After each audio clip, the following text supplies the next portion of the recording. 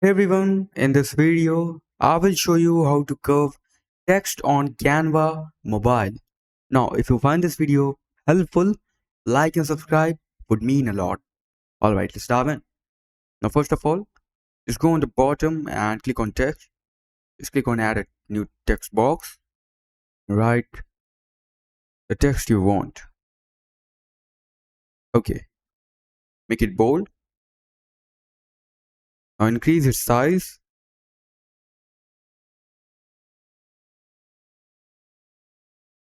Just click on the text.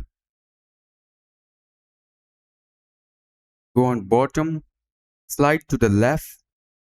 Slide to the right.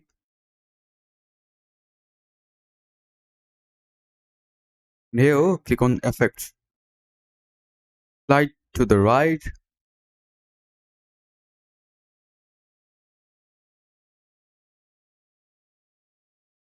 Click on shape. And here you will find this curve. Click on it. Again, click on it. And as you can see, you can curve the text using this feature.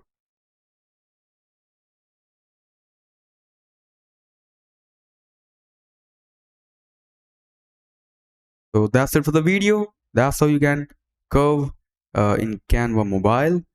Thanks for watching.